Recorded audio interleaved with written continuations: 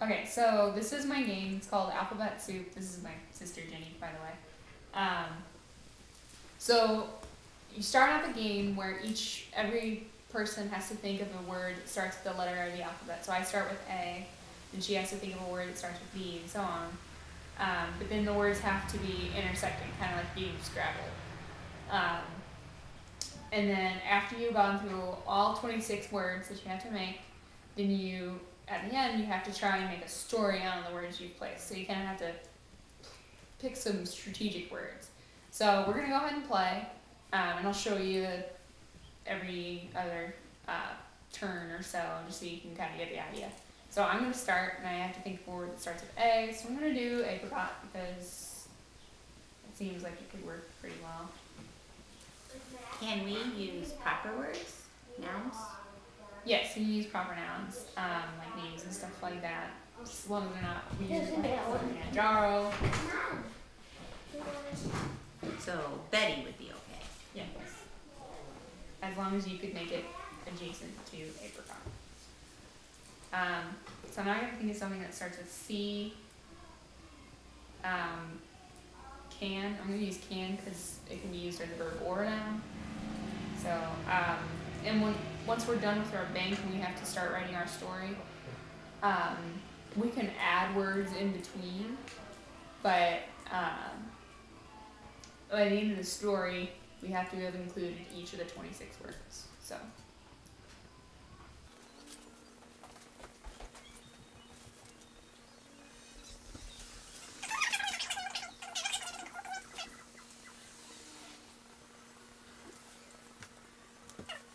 Now, do we need to put in things like prepositions or articles into our word bank so that we can use them in the story? No, prepositions and articles don't have to go in your crossword, especially since most prepositions are, 2 words or 2 letters, and then, articles, the longest one is 3. So, you don't need to worry about articles and prepositions. But when you get to the end of the story, you can add in other words too. So, it's mostly just kind of a trick to incorporate all the words when she gets to the end. So we're an I. And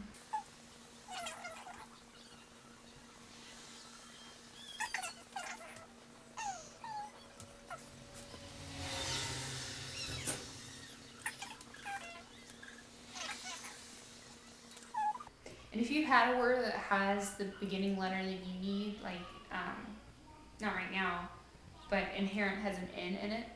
So if I can find a way to fit in the word, I can use that N and inherent to start my word.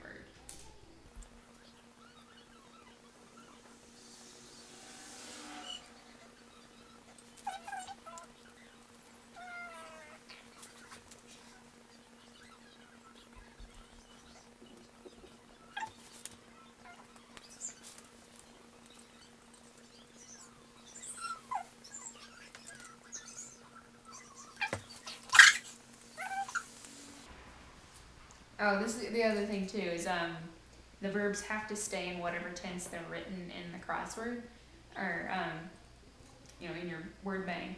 So you want to kind of keep it varied, but also keep in mind that this will all be in the same tense in this story. So you want to keep it somewhat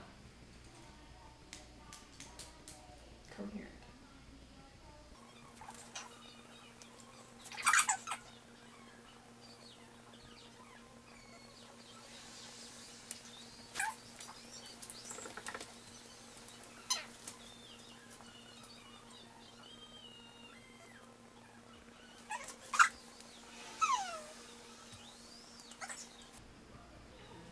Victuals? Yeah. What is victual? Like, would you eat? Victuals? I've never heard that word before. I hate that up. That is quite possible, but we'll go with that for now. You can do visuals. Vintage. Yeah, because I'm not really convinced that victuals is the word, but maybe it is.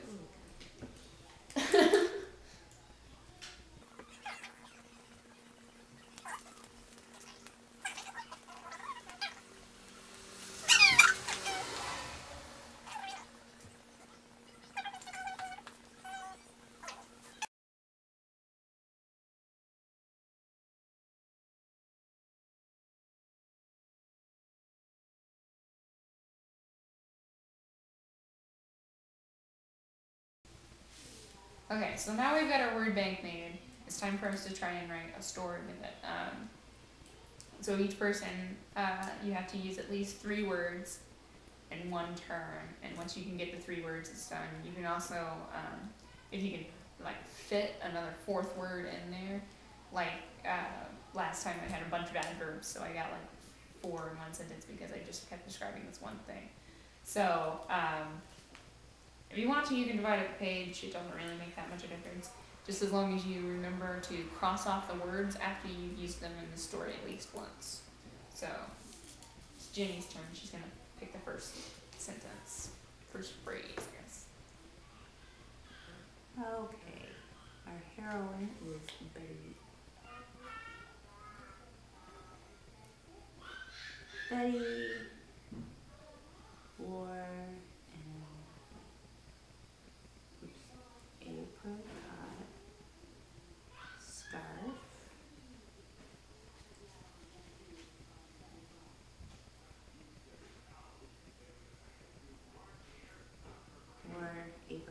scarves and played the xylophone.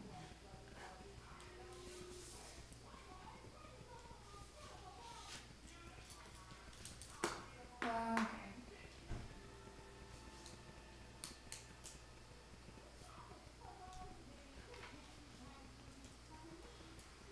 She had inherent talent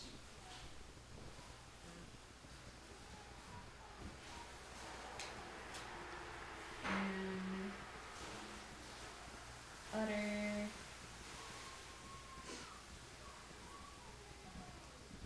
her yokel. Oh.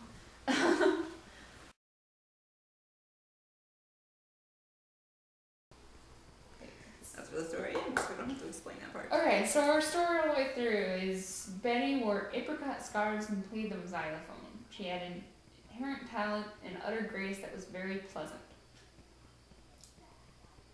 The internal debate in her head about pieces of sage wisdom left her perpetually weary. One day, while driving her Tahoe, she began to open her mail. "A letter from Raging Yokel," quoth Betty. "I wonder who they managed to get to lick this vintage stamp." "Jinx," said Fry, Betty's parrot, who could only say Jinx. She had several parrots. Once she got in a kick, which she sorted by numerical value. I forgot they were in the Tahoe. And she keeps several parrots in her Tahoe. Okay. So that's basically the whole game, and you can make it a lot more interesting, if you want to set a timer on it. The only materials we had to use for this project was pens and paper, but you can, kind of twist it, make it more challenging, make it easier if you think it's too hard. Make it more challenging where you're only allowed to use the words in the crossword puzzle, not just incorporate them, although, I don't know, tricky enough to incorporate them as they are. It's also more challenging if you require a certain number of syllables in each word. So like numerical, have every word that starts with each letter of the alphabet have 4 syllables in it. So yeah, that's basically it. I look forward to seeing everybody else's game projects online. Thanks for teaching me how to play Alphabet Soup. Mm-hmm.